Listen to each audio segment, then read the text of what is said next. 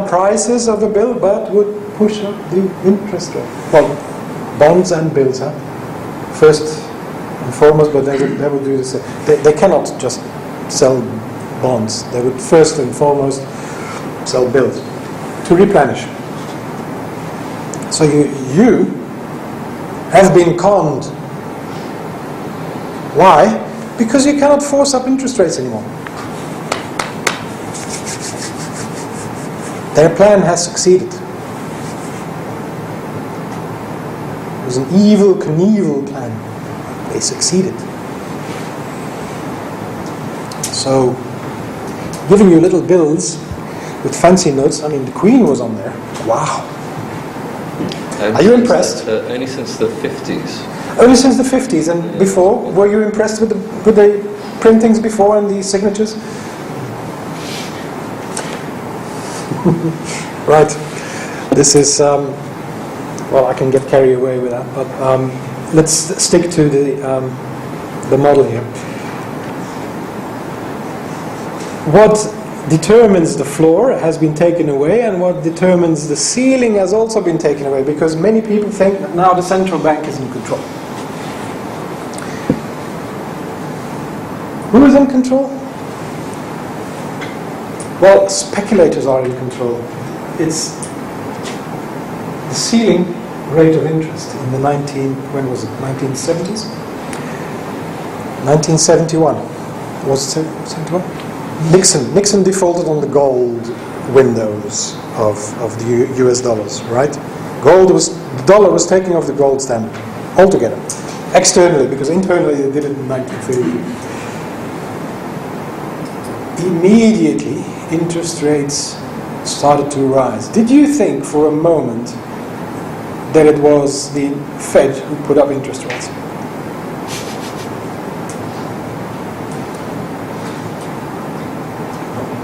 It wasn't. It wasn't. Speculators have jumped on that position because they could see that banks were overextended and their little capital was insufficient, so they speculated against banks by dumping their bonds. If you dump a bond, you drop the price of the bond, what is happening? You're pushing up the interest rate. 1971 up to 1980, in a short period of less than a decade, interest rates shot up, sky high. Now you could say, well, there's far more to go after 18 or 15%, but I mean, that was the limit.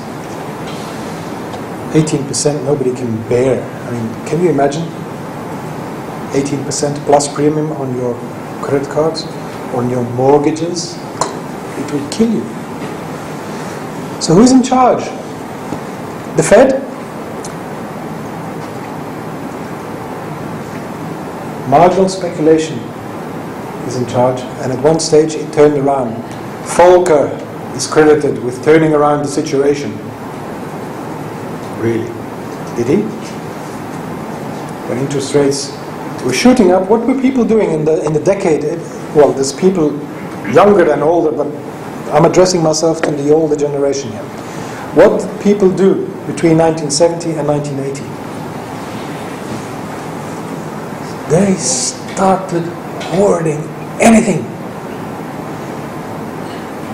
Anything. Houses. Inventory. Anything that you could. Bigger ships. So you could stockpile bigger ships. They date from the 70s. Big mastodon tankers to hoard oil. Another very highly marketable good. Hoarding would give you the opportunity to make a profit. Because if you took it now and you bought the oil now, in 3 weeks' time when you sell it, it would have gone up in price. It's called inflation. So this is an inflationary period. All of a sudden, there's a massive flow of funds out of the bond market and into commodities. Any commodity that you could hoard. And people did, pushing up prices of commodities, of course. How does that work in coming down, you would think?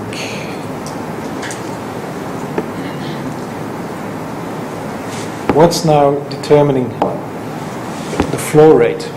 Well, same model, same time preference. Only the time preference is a little bit poisoned here.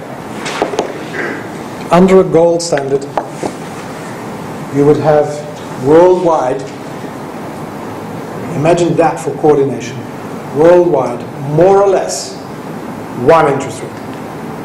Why is that worldwide, and why is there only one? Well, you have market makers, these two, who have vast resources, and they buy at the low and sell at a high, and in between them they compress, of course, the spread. But that's what they do, and they do that not only here. They have to live on a smaller spread. So instead of doing it locally, they go worldwide. Worldwide, you have more or less one interest rate, compressed under a gold standard. What's happening now? Well, gold is gone. No more room for that. We have better things. We have the dollar in your pocket. And we still have marginal time preference. However, there's not just one marginal time preference. We have now a multitude of time preferences. And to cut a long story short, it ends up in a sick way with an inverted yield curve. Because people have to do arbitrage between all sorts of risks. And you have added risk of foreign exchange. And what, I forgot the second one? Maturity. Well, maturities with added, but it's the maturities, you had to choose here. And of course the maturities is what you would use to discriminate in your risk. Why are interest rates lower? And lower still? Do you think it's the Fed who does that? Well, the Fed has a role to play, but I suggest to you the Fed is just following and not leading. Because what is happening is this: they have created these dollars in your pockets. Debt is now in this, what's the word? You cannot extinguish debt anymore because you've issued debt. And how will you extinguish debt with more debt? That's why I've asked you, why do you give the government and the issuer of your note credit? That dollar will extinguish debt with the shop that you buy a coffee from, legally. But in the end, this is a system. In the end, the issuer is kicking the garbage upstairs. He's not extinguishing debt because he's issuing more debt on the backs of my children and your children's future labor. They have to work productively to pay down debt this generation has created.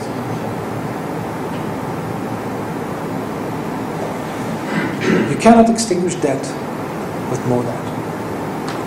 It has to be paid down in gold. And if you do that, the power of certain well, the seventh participant in here is not. Is obvious. Is not there, but it's the government and its authority in general. And they're a parasitic element in this, in as far as they are needed, they are overextended. Now, what happens when interest rates are dropping? The Fed is just following, it's not leading. Yes? Sorry, when you refer to interest rates all the time, you're talking which part of the yield curve? You're talking about, say, 10-year rates. Is that what you're referring to? Because obviously the Fed is in control of the Fed effective. Or for that, well, not necessarily the Fed effective, but the Fed target. So I'm just want to be absolutely clear what part of the yield curve you're talking about. The shorthand. So a 2-year rate? You're not talking about short-term rates, you're talking about...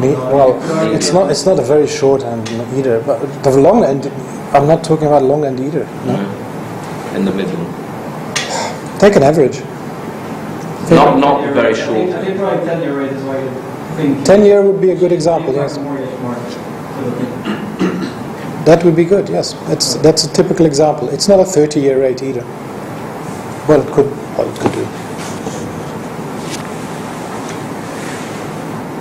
The instrument I'm talking about is irredeemable debt, fiat credit.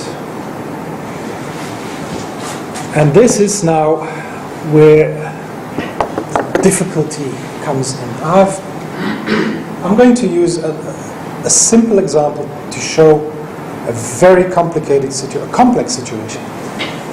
Imagine you are an entrepreneur, a farmer, and you are now at the end of the year, 31st of December, end of the year. You've done well, and your compound harvester, your tractor, your equipment is in sore need of replacement. So you go to the Massey Ferguson, what's a tractor called? Massey Ferguson? Or is it now Japanese sometime? I don't know, Kubota, whatever. You go to the dealership and you see this new tractor there and you want that tractor. What's the sticker price of the tractor? Going back again to our model, the entrepreneur, he's making an arbitrage between cash flows. He's got weighted average cost of capital, the WACC. That's what he needs to pay for this tractor. Now the tractor has a limited amount of lifetime, n periods of life. This tractor will drop dead at the end of his lifetime. Not a single drop of oil will revive it, you know. That's what we assume. With a limited amount of land, because you're a farmer, with your tractor being productive, and a given amount of risk in the weather and productivity of the land, you know that it will cost you this much and it will gain you that much. It's still positive? Fine, you'll do it. Your weighted average cost of capital is the interest rate for all intents and purposes. You go to the dealership and either you finance it out of your pocket, but that doesn't mean that you don't want a return on your money out of your pocket, or you get a lease, or you get it financed, whatever, but you still have this, whether you borrow money or not. If it's in your own, coming out of your own cash hoards, it still demands a return. Obviously, you're not going to invest your own money at zero for the next 10 years. True? Huh? You want something. Fine. You ordered that tractor. You go to bed. It's the 31st, and on the morning after, the government has decided, in the form of the Fed, Mr. Bernanke has given everybody a year-end break, and he has dropped interest rates. Now, let's assume you're paying 4 here to the dealership, and the present that you received from the Fed is a blank 2%. Everybody now pays 2%. What is your reaction? Damn!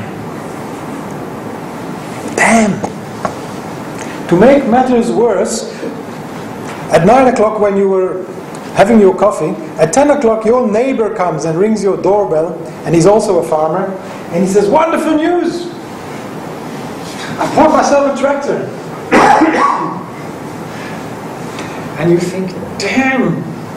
Of course he's capitalized at a lower rate. His WACC is lower because he got 2%, and you're paying 4%. Now, this is not good news then. And I have to tell you this little story. Do we have time? Yes, I'll make time. This is an anecdote from an MBA class. MBAs are smart people. What was their solution? I'll give it to them. It's ingenious. They would say, fine, in buying this tractor, in buying any plant and equipment, I will employ a good lawyer who would put in a clause to the effect that there is a put option, yes, put option on the head of the supplier, so he will take back his equipment in case of an interest rate drop. If he signs on the dotted line, your risk of an interest rate drop has been shifted. It's not gone away. The poor dealership now takes the risk. So the Fed has blown holes, not in your balance sheet, but in the balance sheet of the dealership, thanks to the crafty put clause. Okay, the MBAs are smarter than probably 99% of the rest of the population, but that doesn't take away there's damage. The damage was done by a sudden drop in interest rates. Are there any accountants here? Financial analysts? I'm sure there are. You know how to read balance sheets. You don't have to put up and admit to it. Where are you taking in your balance sheet? Where's it showing up? Because modern accounting has something to do with interest rates. When interest rates go up, we can just as well admit that if we have assets and liabilities, thanks to the seesaw, the assets are cash flow producing engines. That's what they are. So you have to use a discounted cash flow model.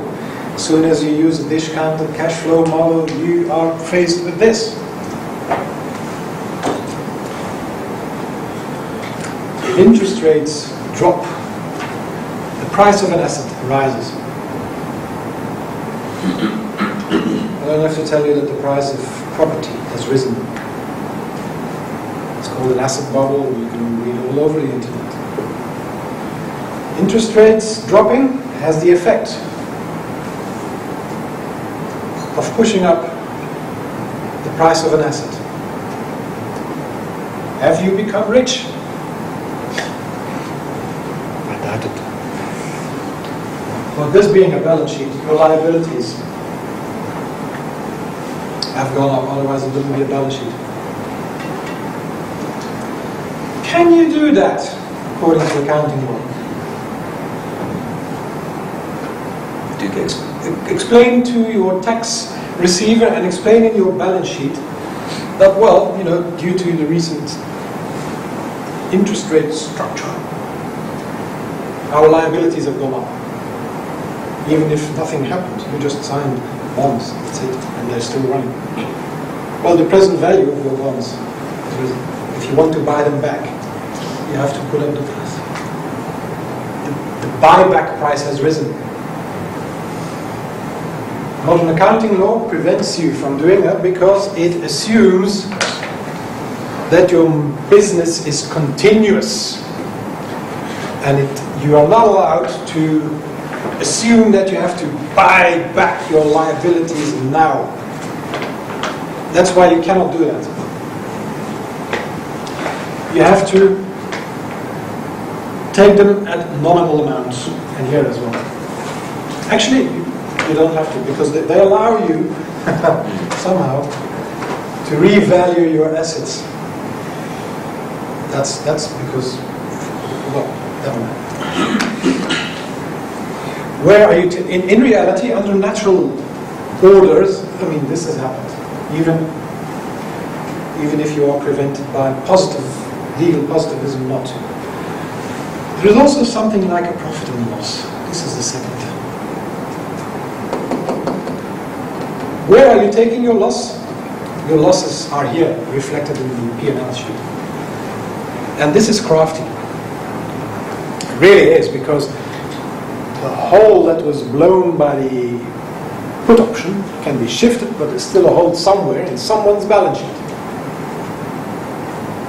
Put option will cause a loss. And if you don't have a put option, it will cause a loss with you. Because your neighbor is now able to produce the same amount of farm produce at a lower cost. Your cost is whatever it was when you put your signature on, and he's got better terms. Damn.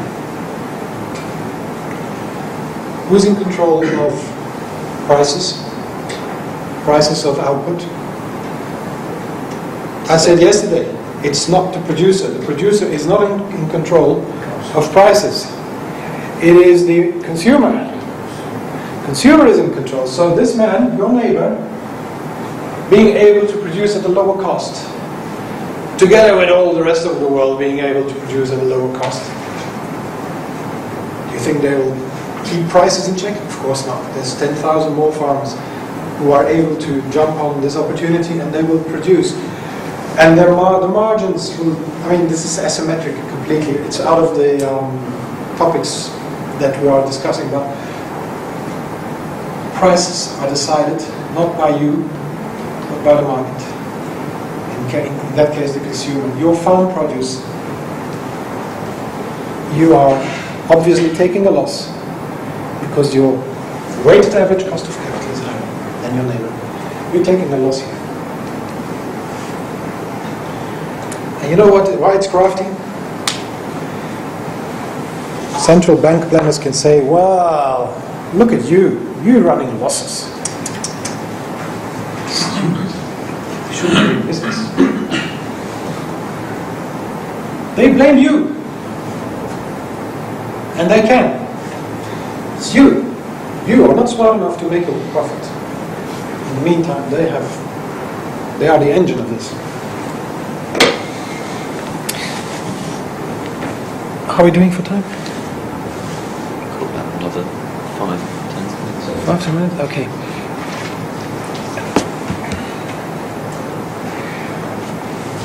Why are interest rates dropping? Well, given that interest rates dropping and they destroy capital. They destroy you and the next farmer and the next farmer. And not only the farmers, it's just for everyone. They will destroy capital. Falling interest rates, low interest rates are fine, right? But low and falling destroy capital this way. Disingenuous as it is. You get blamed for it.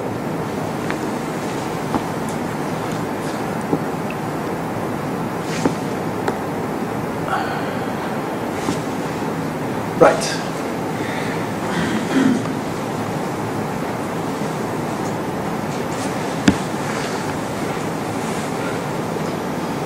Interest rates, marginalizing. This is another way of saying what I've.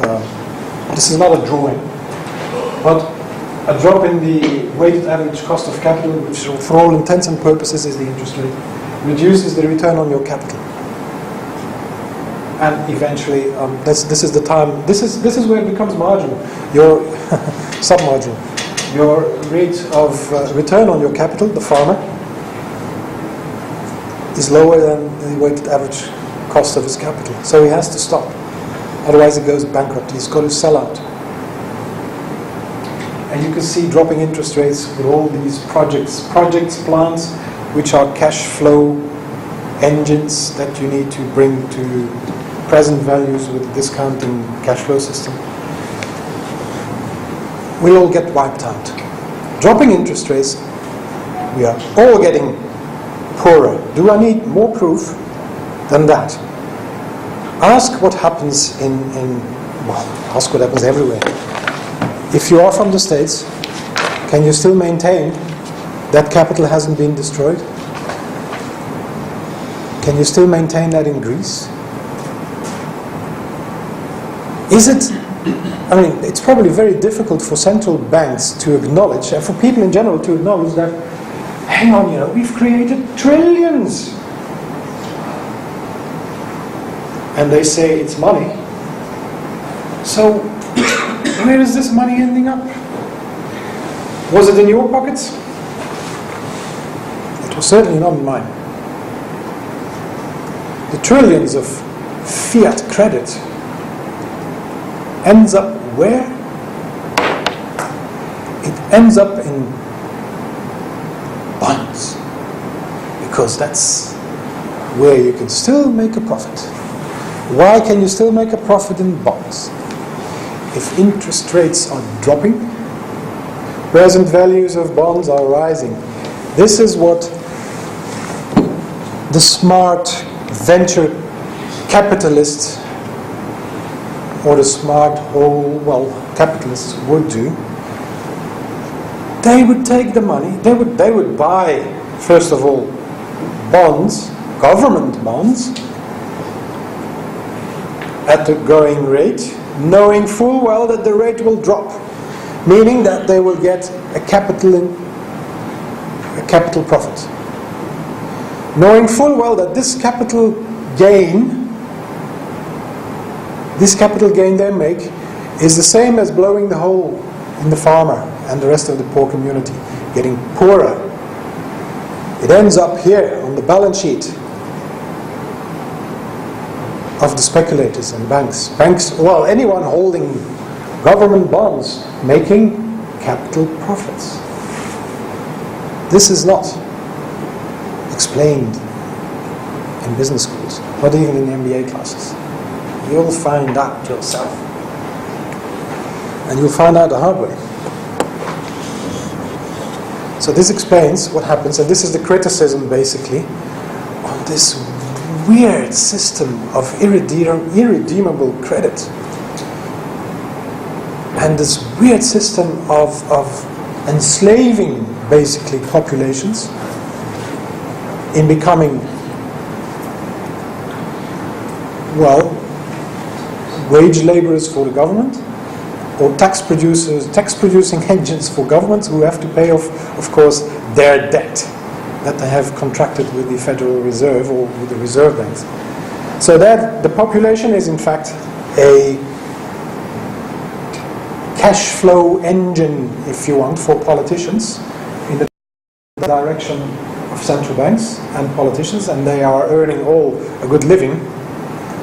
If you won't fight with me on that, I suppose.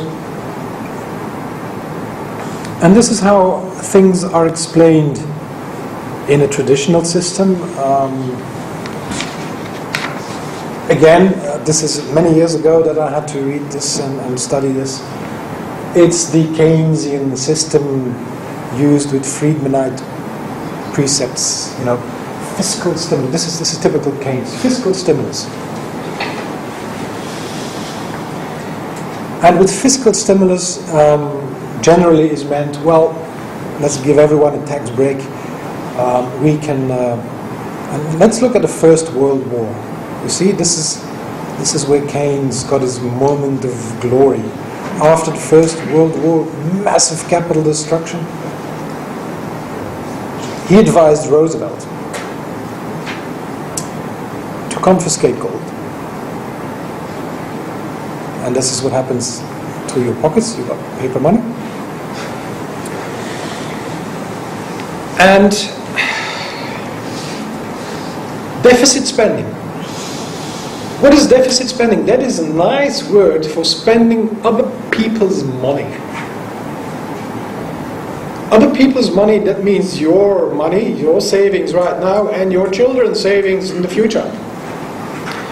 Deficit spending is supposed to prime the pump. Let's get things going again.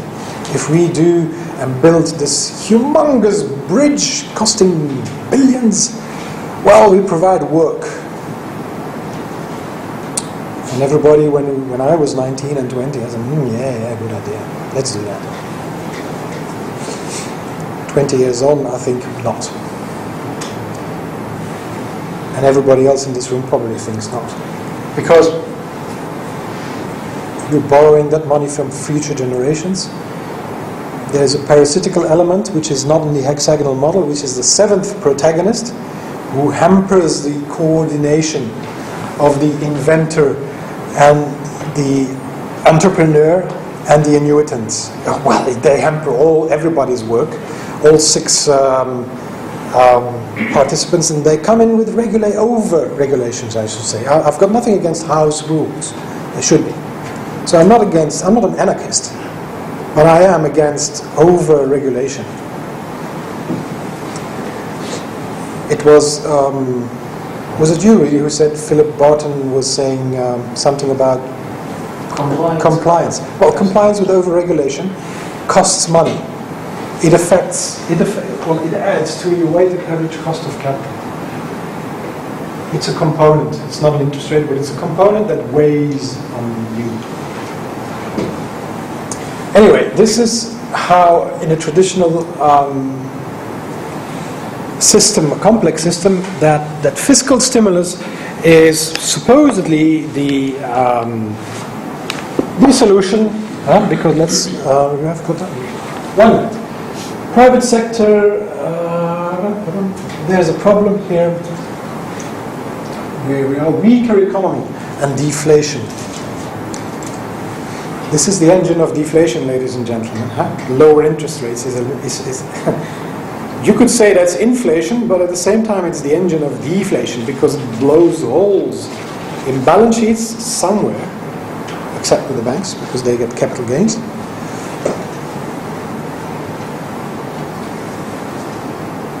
But people here are afraid of deflation, and they define deflation differently.